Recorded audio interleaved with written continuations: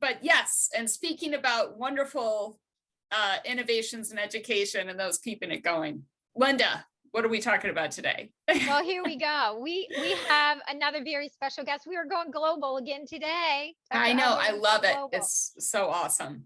It is fantastic. And due to this great technology that, boy, we have really gotten accustomed to, we're meeting the greatest of people. And our guest today is Dr. Tony Breslin. Just someone, it would take us probably the entire podcast to talk about all of his accomplishments. Goodness gracious. But most recently, he has published, and here it is. I want everybody to see this book. This is a really great read. Wow. Lessons from Lockdown. And it couldn't be more timely. Boy, when I heard that he already had a book in publication, I'm like, boy, I'm a slacker. I am a slacker. He's already got it out there. But it's a research study. It's all research supported. And so we really want to talk to him today about all the amazing things. Just to let everybody know who Dr. Breslin is that he, of course, is a researcher, author. He's a former chief examiner and local authority school improvement advisor, public policy analyst, and director at the Breslin Policy Limited. He's an RSA fellow, and he is coming to us from the UK. So welcome, Dr. Breslin. Wonderful. Welcome. Well, it's fantastic. I mean, I have no serious prospect of living up to an introduction like that. So the bad news for everybody listening is that's as good as it gets. I'm sure we'll have a great conversation anyway. But yeah, no, lovely to be involved and great to be a guest on your podcast. Well, thank you. I just want to take something from the book. I just want to get us started in because there's so much to talk about. In towards the end, which is the recommendations, there's a whole chapter at the end all about next steps, and it's just amazing. There's a quote that I think kind of just sets everything. It says, "We have to make good the damage that has been done in the last few months, and we need to have a plan for how we're going to continue to protect those children over the next couple of years as the virus clearly hasn't gone away." And it hasn't. It has not gone away. I have so many questions to ask you. Can you just tell us a little bit about your study, the research, the data that you collected, just in case we haven't, for those of us who have not read this book? Yeah, okay. Well, first of all, I'd been sort of thinking about writing a book for a little while. And then, of course, lockdown came along and I did have an interesting year of activity laid out before me. And suddenly, of course, that all stops. And I kind of thought, well, now I don't have an excuse not to write that book. And I was planning on writing a book about the future of education. And I'd had some initial conversations with a publisher about 6 months previous. And they'd sort of run into the sand. And I thought, I'm going to get back to them and see what happened there. And of course, it was something as innocent as somebody had moved job and the file had got lost on the way and all the rest of it. They said, well, look, we're definitely interested. And we got to talking about the future of education, and then we got to talking about COVID. And then kind of the question was, this was about March, April last year, was can one write a book about the future of education at the moment without writing a book about COVID? So the upshot was anyway, they said, well, we think there's a kind of bigger future of education thing, but would you be up for trying to capture what's going on now? And of course, that's as educational researchers, that's what we try and do anyway. And so the book was contracted on the 1st of June, and I handed over the draft full text on the 1st of September. And in between, we pulled together a range of focus groups. I think we spoke with 108 people. I say we spoke with because I recruited actually a friend's son who was just getting into his final year at university, and I needed a researcher, and I thought it's not just the ruling class who can do nepotism. So I just said, Ryan, can you give us a hand on this? And Ryan McMahon helped us research and pull together the focus groups. And yeah, we engaged over 100 people in conversation. And it was, in a way, it was writing live, because I'd worked out that if I produced about 3,000 words a day, I was going to hit the deadline. But obviously, the story wasn't ending. The story was rolling. So literally, while I'd be writing, my phone would ping with another educational administrator's resignation, or with some new explosive debate about the exam grades, or whatever it may be. So I think, in the sense that, I mean, it made it very enjoyable to write, and it meant that the story was literally changing as you wrote it. I kind of felt, end of August, we just launched something here called Eat Out to Help Out, to get people out into restaurants and bars again. And it looked like, that had been a great project. And I thought, right, it's with the publishers, it'll be out in January. And of course, within 6 weeks, Eat Out to Help Out had become Drink Up and Get Out, because the bars were all shut again. And we were talking about local lockdowns, and we were talking about bubbles in schools. And I thought, well, I need to keep telling this story. So as we speak now, this is a very enjoyable distraction activity for me, because I should be, while I'm speaking to you, I shouldn't be speaking to anybody at the moment. I should be writing the sequel, which has been contracted, which I've done all the focus groups for, which is called Bubble Schools, The Long Road from Lockdown, and which I have got about 3 paragraphs written so far. So little way to go. 1st of September is the deadline. So a year later, I'm doing it all again, but you can't do it without immense input from people, without loads of support. My family have been terrific, are very tolerant. Colleagues have been great about giving interviews and making connections and pointing you to people. So yeah, it's sadly, it's a story that's still rolling. I hope there's some value in telling it. And I'm just about to start a project with Betty Marchant at the University of Texas, looking at international stories on this. So in other words, what are researchers from around the world gathering? Because clearly there are lots of similarities and there are some key differences. And so yeah, I'm busy. Yes, I would say so. And I'm enjoying it. It doesn't pay anything, but it's great fun. There you are. So wonderful. I would love to know what you learned from your research and what you can share just, from your insights. Virtual learning is such a heated topic, here in the States, right? You bring it up and there's, now we have the research coming out, right? To show what it's a, if you do this, and if you have the engagement strategies, and if there's this, it can work. And if you do this, it's not working. But you have some parents say, absolutely not. My child will not do, Zoom school, right? And then you have others saying, oh my gosh, my child loves it. It's so effective. I hope it stays. What did you find through your, what are your thoughts on the virtual learning? Well, I think on virtual learning, one of the things for me is, and I'm running right through the whole thing, is beware false binaries.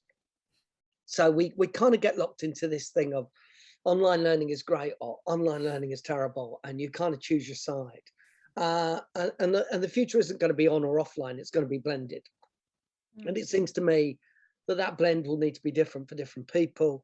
And I suspect that anybody that locks themselves entirely into one of those two ghettos, the online ghetto or the offline ghetto, entirely will lose the advantage of the other. So And I think that's been the case right across this story, that we've, we've, particularly our media, I don't know if yours has, tells us sort of Armageddon-like story of, the disaster of missed schooling and all of that. Look, I spent my whole life in education. I'm highly committed to schooling. I am emphatically not a de-schooler. But actually, the truth of the matter is that COVID didn't cause most of the disparities it exposed. It may have deepened them, but it may have done us some kind of favor in amongst all the tragedy for making them more visible, and making them less deniable. And we finish all of our focus groups for both books. I say to the groups, what can't you take yourself back to February 2020? What can't you wait to get back to before all this started? What can't you wait to get back to? And what can't you wait to leave behind? Because if we don't have the courage to leave anything behind, we won't have any room for the innovation, for the new stuff, and so on. And I think also, if we just settle for going back to where we were, we're settling to going back to all the gaps and all the problems that were happening then. So you've got all sorts of interesting, kind of quirky stories coming out of this. For instance, quite a lot in first lockdown here in the UK, schools struggled to get so-called vulnerable children into school. I mean, let's be honest. If the government describes them as vulnerable children and you're sitting there as a parent, you're probably not going to send your child in for fear of being declared vulnerable to start with. Mm-hmm. So we struggled. Second lockdown and subsequently, schools have done remarkable work and built incredible relationships, often with sometimes the most disadvantaged families that they were not able to reach or were not reaching as effectively pre the whole thing. And we have some stories, for instance, of so-called vulnerable children in the second and third lockdowns in schools, enjoying being in the smaller classes that they're never in normally, enjoying getting the attention they never get normally, and thriving. So, there's now, of course, other children, including other vulnerable children, have had a torrid time. But I think for me, one of the key messages out of this is that no two children, no two families, no two schools, no two classes, or no two year groups have had the same lockdown. And this kind of mono presentation of it's fine and nobody's really been harmed, or it's all Armageddon, it's all terrible, it's just a really unhelpful binary. We have to take what our young people have learned from it. We have to work with how they come back into our schools. And we have to ask questions about how we school as a result of it. And I don't know, that gives me a kind of optimism. Right? I don't know if that's helpful. That's good. That's good. Sometimes I think, it is hard to remain optimist, to remain an optimist though at times, because you do hear all of this. And I just think it would be wonderful if we saw more change in the system quicker. We know education, and it moves like the slowest turtle ever, right? I mean, we are so slow to change. We've dug our heels in for so long, right? It has to be this way. It has to be, have to attend in person, and we still have desks in a row. I mean, we like to think that that's not happening, but I think, boy, in my experience, there's far, far way too much of that still, and not enough learning through experience opportunities. We don't have that so much here in the US. There are pockets, and Dr. Elder, certainly she knows of that, because as a parent, boy, her children have experienced some wonderful opportunities. But how do you, I feel like the system has, it's like there's been an earthquake, right? There has been an earthquake to the system. So it's disheveled, but I'm afraid it's just going to settle back it's going to settle back to what we're all comfortable with because change is hard. I, I How think do there's a we risk of that. not And do that? yeah, I think there's a risk of that. And I know that that's exactly what I hear. I'm a chair of governors at a local primary federation. And that's, one of the things that myself and the head Mary Ann Cooper talk about all the time, this the kind of pull back to where we were. Um, and we all feel aspects of that. There's a kind of security in it and what have you. I'm not so sure it's just about education being slow to change. I think it's big systems, that whether it's the army, whether it's the police, whether it's prisons, whether it's large bureaucracies, whether it's healthcare services, these huge organizations reproduce themselves over time. And there were always reasons why they do what they do sometime in the past, but they tend to reproduce those behaviors long after they're useful. I remember having a minor operation on my foot when I was a child and going into hospital for the first time. And they got me up at 6 o'clock in the morning. They got everybody up at 6 o'clock in the morning. And even as an 8-year-old, I thought, this is weird. I'm going to be in bed all day. Why are they waking me up at 6 o'clock?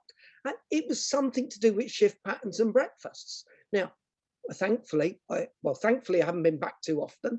And thankfully, I gather they don't wake you quite so early now. Now, I totally understand that you can't give everybody a separate breakfast time in a large setting like that. But 6 a.m.?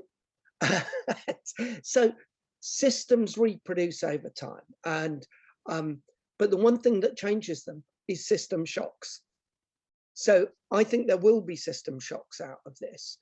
I think we will keep quite a bit of the online. I think it has changed the way we engage. I think we'll become much less parochial. I can't envisage in a research project now without an international dimension, because actually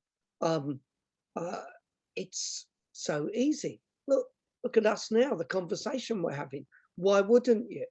So it seems to me that, and clearly that's got to play into learning. And clearly that opens up exciting possibilities.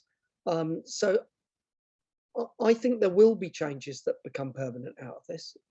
I think an awful lot of people will work a blended life, working partly at home, partly in the workplace. I suspect that upper secondary schooling, not in the immediate term, but I suspect upper secondary schooling, where we move beyond the need for childcare, will become much more blended. I think I think there is something about informal interaction that's absolutely vital. One of the pieces of research that one of the things I keep hearing in my own research rather at the moment is that practitioners at the top end of I think you'd call it elementary school, we call it primary school, are saying that their children are better independent learners, many of them, than they've ever been before. Of course they are. They've had to work by themselves for so long. And what we're also finding in the early secondary or high school years is we're getting this feedback that children are a bit more immature. Now that's quite interesting. So we have children who are both more independent and able to be students, to make that transition that my colleague Mike Moores and I used to call the transition from pupil to student. They're able to make that far earlier, and yet there's a social immaturity because they haven't been amongst friends and peers, or if they have, it's been in an oddly constrained way. And I think it's that stuff that has here led to a lot of skepticism amongst professionals about the so-called catch-up agenda. I mean, there's no doubt that where there are gaps, there are things to be caught up. But I wonder if we're focusing on the right things, because I know that we as education professionals, if a child is behind in maths or in history or in geography, we have the wherewithal to fix that. We might have the staff to do it, we might have the resources to do it, but we know how it's done. And there's a whole industry of revised guides and self-help stuff and all the rest of it that we can also draw on, and a whole industry of tutors. I've got no idea how a 6-year-old catches up on a year's missed play dates, on the learning that happens there. I've got no idea of how a 14-year-old catches up on not spending time in corridors where you jostle each other all the time and staircases where you push each other in the friendliest ways, in the way 14-year-olds do. I do know that that was vital to my becoming an adult. I do know that's part of maturation, even though as teachers it can drive us mad. And of course, it can be quite dangerous and all the rest of it. But it seems to me that the catching up is both more difficult and likely ultimately to be more important on the social side of the equation than on the narrowly curricular side of the equation. And we've focused on the curricula because you can spot what you've missed. You know you haven't done the Oxbow Lake in geography. You know that you haven't done quadratic equations in maths, right? But I'm not sure we can quantify the other stuff as easily. And so I think we need a much deeper look at those kind of things. And I think what we need to be supported to do as educational researchers is track this community of young people and this community of teachers, not over the next 6 months, but over the next decade or so.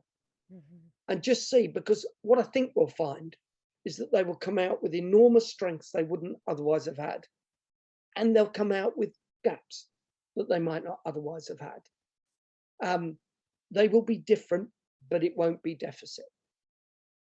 And it seems to me, I don't know that, it's those water cooler moments of childhood, those, it's, all three of us probably know that we can work more easily in our studies, at home, making our own coffee, all that kind of stuff. But what we aren't able to do is to have that incidental conversation by the coffee machine or by the water cooler, because nobody Zooms somebody to chat about something they haven't decided yet. And yet every time you go to the water cooler, that's what you do. You're so right. Yes. So it's sort of, and the funny thing is that I think that what we've found in lockdown is that however good schools are at education, they're good at a whole load of other things that we don't generally give them credit for. In fact, it might be rather worrying, but sometimes they might be better at the other things than the education stuff, right? Because the social need for schools has not gone away.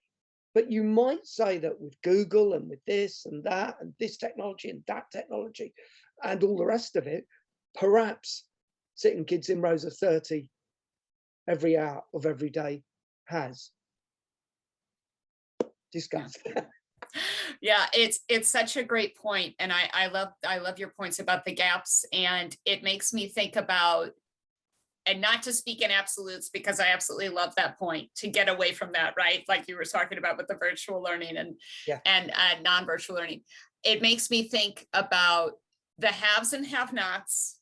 And even when it comes to social capital, those with social capital, those without, those who were organizing play dates, right, during the pandemic, and those who did not have the ability to do so, or the time, or the parents who didn't have the time. And the same with education. Parents who could afford to get the tutor, right, for students who needed it, those who could not, and parents who had the ability to help their child with their homework, and those who did not. How do we fix those gaps going into a year where, as you're talking about right now, there are students who are behind socially, academically, but there will be students who are not. There will be students who are ahead because of the opportunities that their parents were able to give them. I think it's the unevenness of those patterns that are interesting, because it's not even the case that it's simply the poorer students that have struggled, or the wealthier students, or the one of the things that I say in the book is that there are But when I was writing the book, I kind of began to think, well, there are three groups here. That there's lockdown strugglers, there's lockdown survivors, and there's lockdown thrivers. And then I realized I was wrong, because actually they're not three groups. They're three states of mind that we all pass through at different points during lockdown. So that actually we all spent time as lockdown strugglers at different points. We all spent time as lockdown survivors. Most of us who were in reasonably, comfortable settings, that's probably where we spent most of our time. Some of us absolutely thrived during lockdown. I have a very good friend who absolutely thrived during the first lockdown. Loved the kind of slower pace of life, as it were, and really struggled in the subsequent lockdowns, because actually you can kind of slow down too far, right? So that notion that these are not fixed conditions where that person's a thriver and that person's a survivor. It's that person's, at the moment is surviving, and that person at the moment is thriving, and understanding that variability. Again, it's the nuance and the getting away from absolutes. And so, for instance, I think one of the things that some schools may struggle with is that some students who've thrived at the learning when they've been at home, who perhaps don't particularly like the kind of quasi-industrial organization necessarily so of schooling, do this at 9:45 and do this at 9:15, right?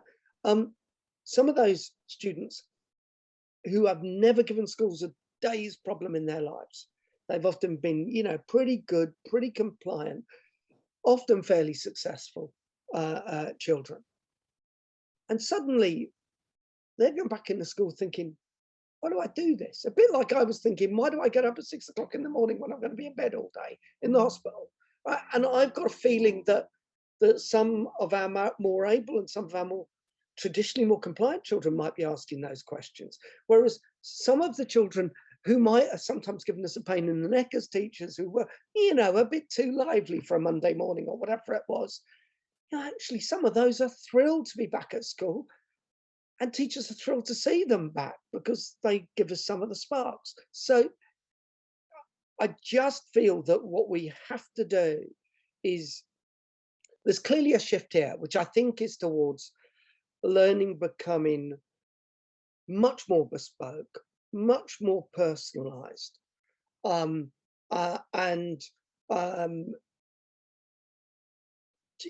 working with groups of children with shared needs, with children being in different groups in different settings. So we're not talking about streaming or setting or separating out people here, but we're kind of homing in on individual learning needs and individual learning talents.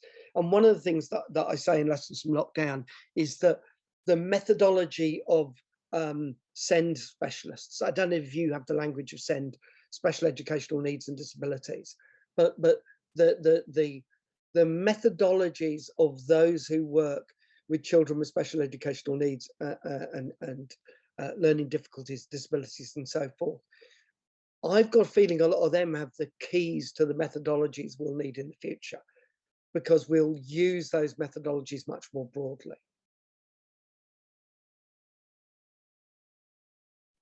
What do you think, Dr. Breslin? Because having been a special educator myself years and years ago, I think it's the idea that we are trained to think individual first. Yeah. That's our training. We're not teaching to the average student in the classroom. We're looking at every student, developing individual education plans for every, what I'm saying, based on what their needs are. And I do think, wow, what if that was the future? What if that was the future? Really having an understanding of the students in your classroom, so much so that you could design something unique based on where they are now and your knowledge, your professional knowledge of where really honestly you can take them in a school year. Yeah. That that requires a whole different kind of training experience, which leads me to higher education. And I know your book was predominantly more on K-12, but Yeah. I would love to hear your thoughts about higher education, because I think that if there's one rock that needs to be like, have an earthquake happen, Yeah. it's really higher education, because we are so entrenched in how we do things. You know what I'm saying? And Yeah. you wouldn't think so, but we really, really are. So what do you think about higher education? Where do we go? Where do we go from here? Well, the interesting thing is that in some ways, one of the groups, and I'm hoping to speak to a group next week on this, of young people who were undergraduates in their first year at university this year, because those young people have had and that highlights some of the points I've made earlier, because some of our leading universities, I think the University of Cambridge here was the first to announce that it was putting all learning online. Now, you've worked, all of your young life or a significant part of it, to get those grades, to get onto that course, to get into that university, to go live in that great city, to experience that life. And actually, you end up doing a degree from your bedroom at home. And on the one hand, the universities were very quick, and I think they should in a sense be congratulated on this, to kind of be prepared to take the leap to online. But they may have made the mistake thinking this is it, this is the future, because again, what is going to university about? Well, it's it's all the stuff you learn about becoming an adult, about finding yourself, about finding your identity, about making some mistakes while not under your parents' wing, and perhaps not oversharing those, right? And so again, that social dimension is vital. So I would hope that our universities might, partly because of the scale they operate, as opposed to kind of, let's say, mass high schooling or whatever, just maybe there is the room to try out what blended, what personalized, what a bit of both might mean. Because otherwise we miss the opportunity. I think I don't know what the university fees position is in the US, but we have university fees here now. We have had for 20 or more years. But one of the things that the students have been saying, well, hang on, I'm still paying these fees and I don't get any lectures. What happens here? Now, of course, part of the answer is that it possibly takes more work on the part of lecturers to prepare a whole load of online stuff and so on. It may cost more. It may not be a fantastic saving in that respect. But because we've kind of consumerized the experience, the consumers of higher ed might start speaking back a little. And I think then there's some really interesting conversations to be had. But it seems to me the key thing is, if we were designing an education system now, we almost certainly wouldn't design what we've got. And that's not to be critical of what we've got. We just wouldn't. So I think it's incumbent on us to just allow ourselves the space and the creativity to just think, well, what could it be like? Because I do think in this disrupted space that comes out of all of this, there will be universities who grab this as an opportunity to do stuff differently. There will be schools who grab this as an opportunity to do things differently. And some of those will find next practice. They will find what the future of this stuff is. My sense is that those who race back to exactly where they were will actually, they run the risk of not learning any of the lessons of lockdown.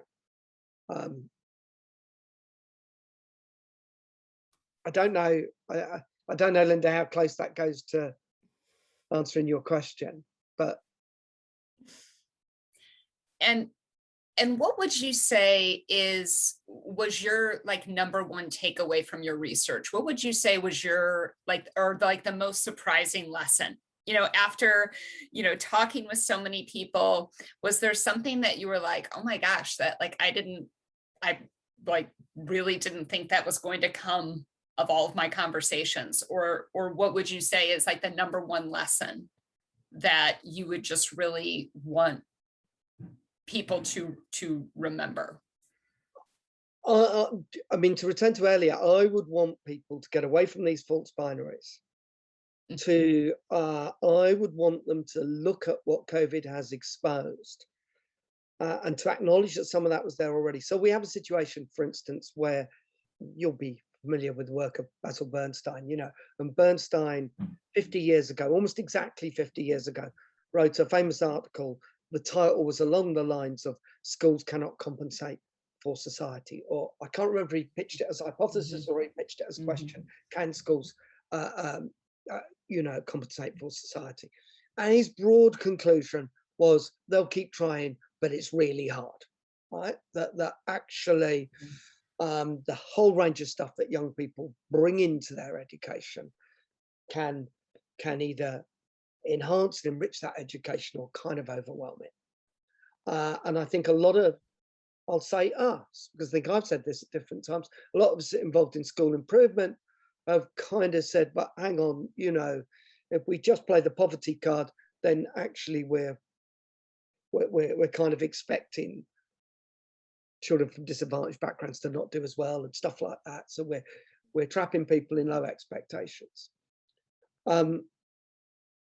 I don't think Bernstein et al. Were ever calling for that. And I think what we do find now is I think there's a recognition that if you live in really tough circumstances, that is, of course, going to impact on your education. And we have a young footballer here, Marcus Rashford, who's done a load of work around raising awareness about what happens to children without free school meals during the summer holidays and so forth. Well, they didn't listen to Basil Bernstein, but people are listening to Marcus Rashford. And that's kind of quite interesting. Some academics might say it's a little bit depressing, but it's so it seems to me that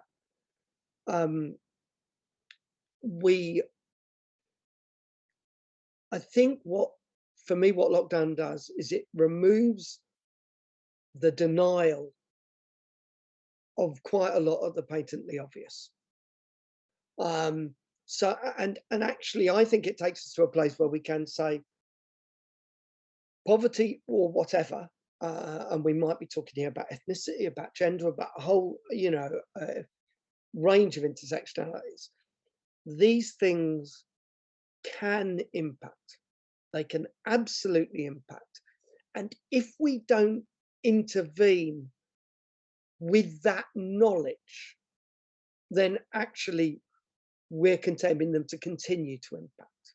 Whereas actually, if we say it may be harder to achieve if this is your biography rather than this is your biography, that emphatically doesn't mean you can't achieve, but it means that actually you're going to be called on to be more resilient, to be tougher, to be all those things.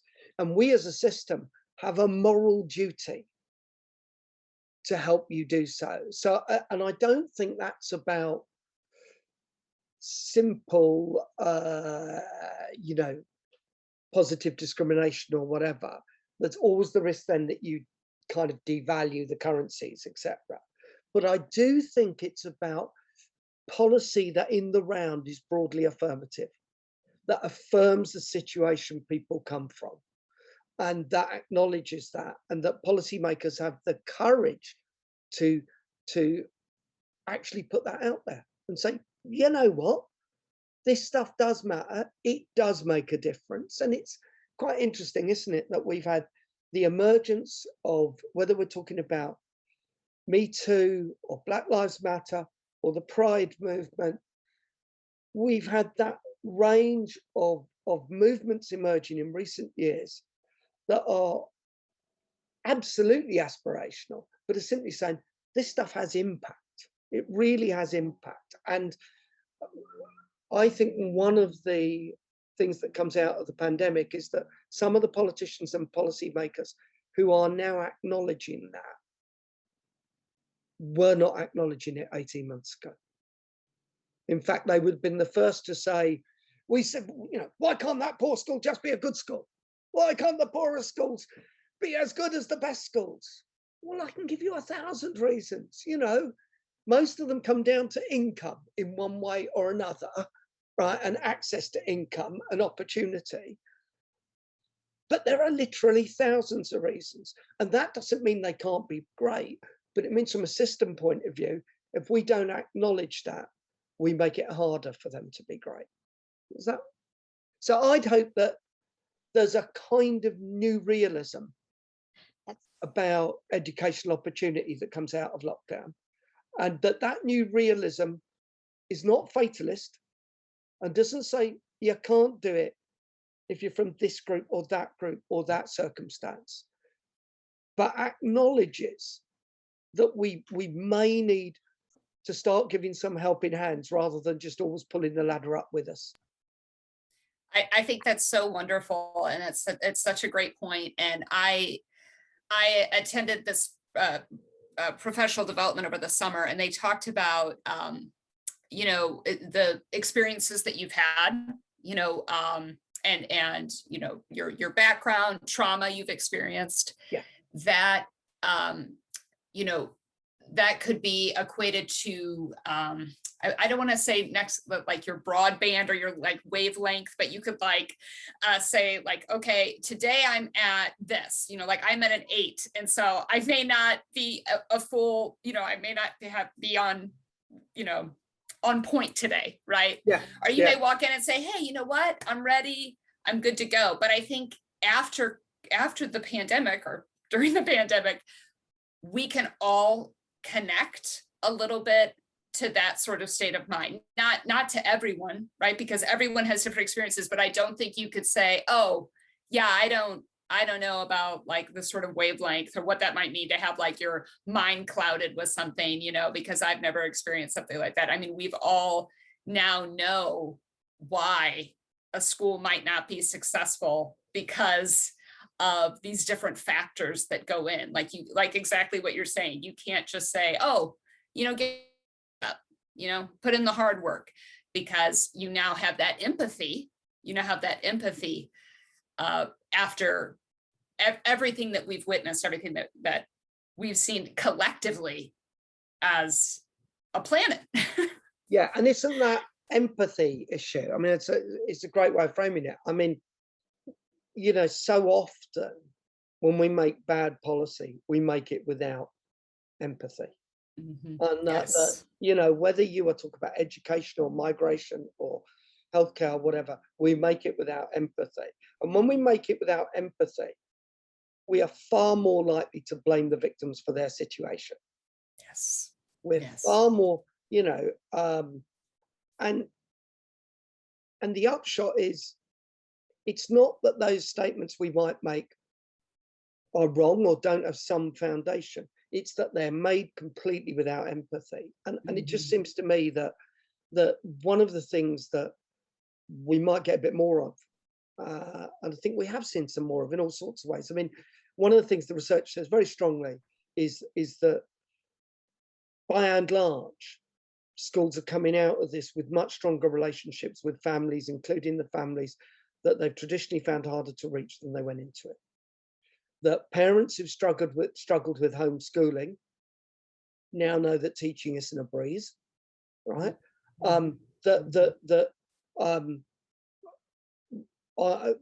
we kind of literally through Zoom, and I know there are kind of privacy issues here, but I know teachers, friends of mine, who've been genuinely shocked by and I know these families aren't always digitally connected, but where they are, they've been genuinely shocked by what they're peering into.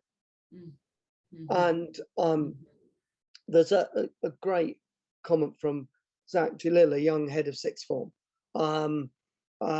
at the London school I attended as a pupil, right? And he talks about kind of feeling he has a much deeper relationship with literally where his pupils are coming from now because of that. And I would hope that we can hold on to some of that empathy, and that if we can build some empathy into the system. I mean, one of the I mentioned the importance of send approaches going forward, but one of the things that I think has come to the fore quite a lot is work around attachment and trauma. And I'm a former trustee. I've just finished 2 terms as trustee at Adoption UK, which is the membership body and lobbying body for adoptive families and adoption professionals.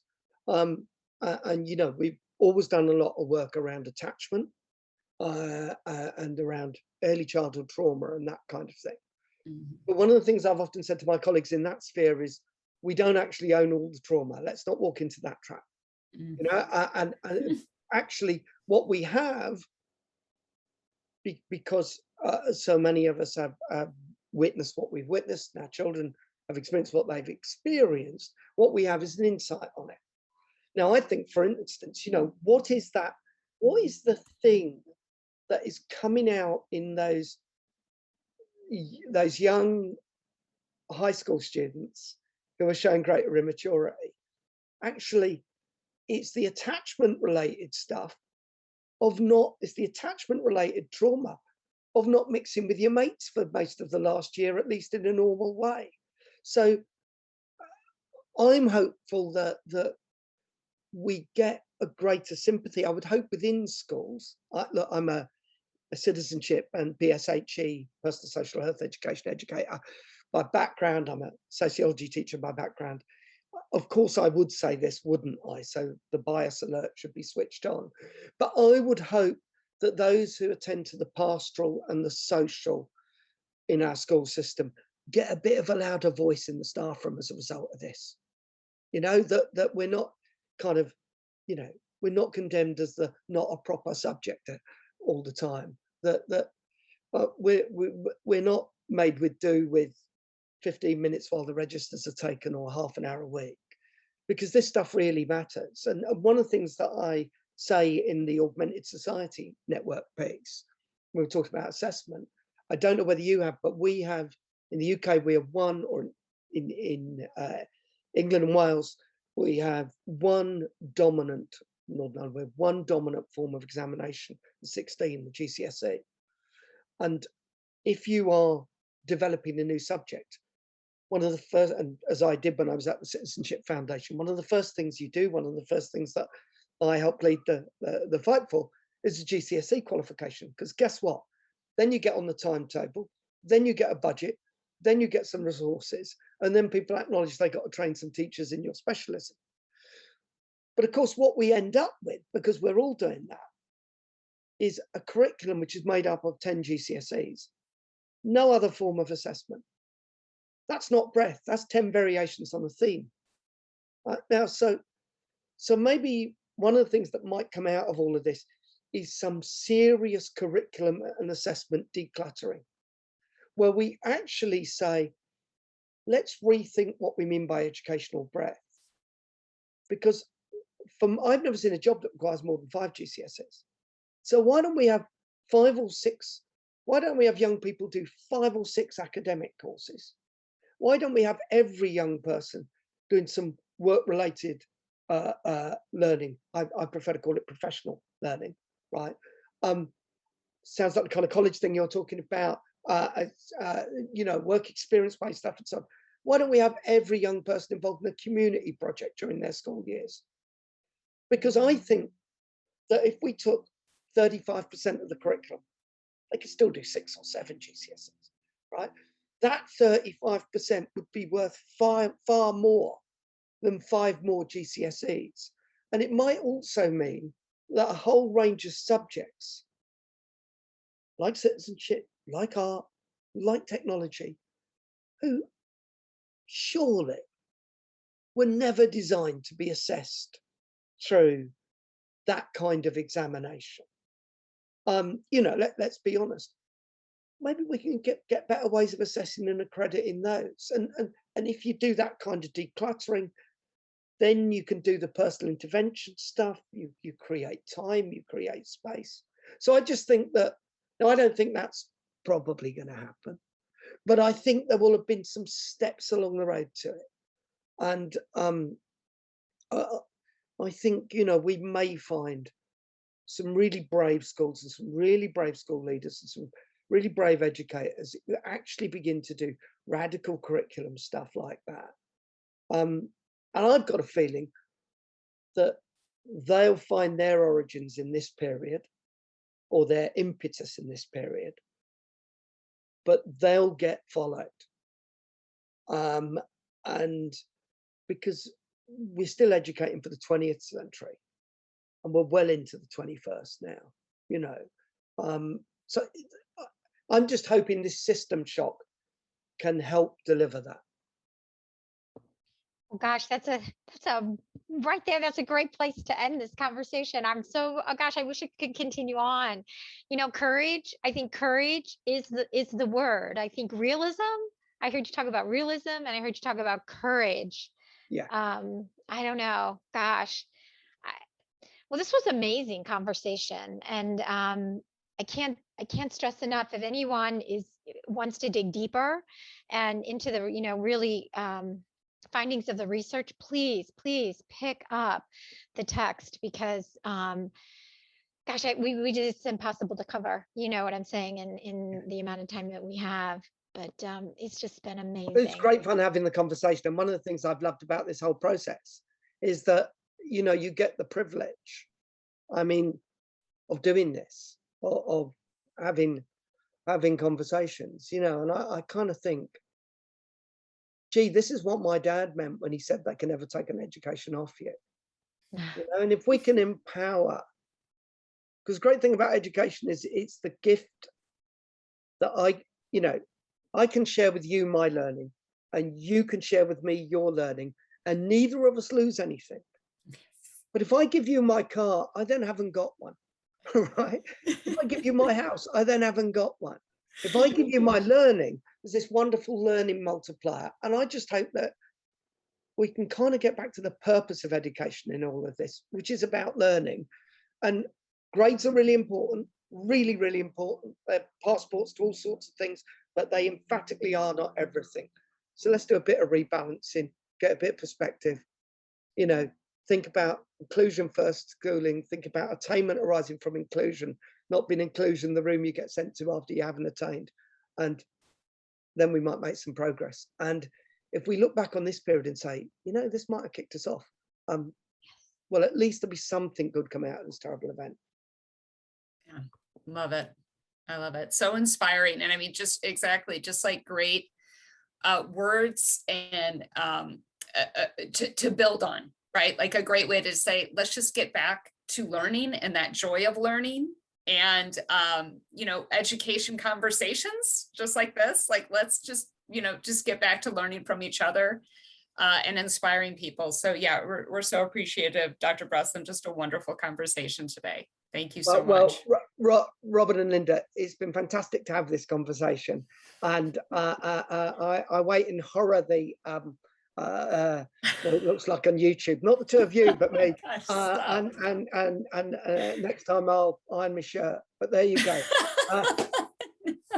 Have a lovely summer. Have a great week. And yes, you too. What day is it? The beginning of the week. So I won't say yes, happy Monday. Yes, have a great week. Thank you so much. Yeah, good luck. Thank you. Thank you. Bye. Bye. Bye.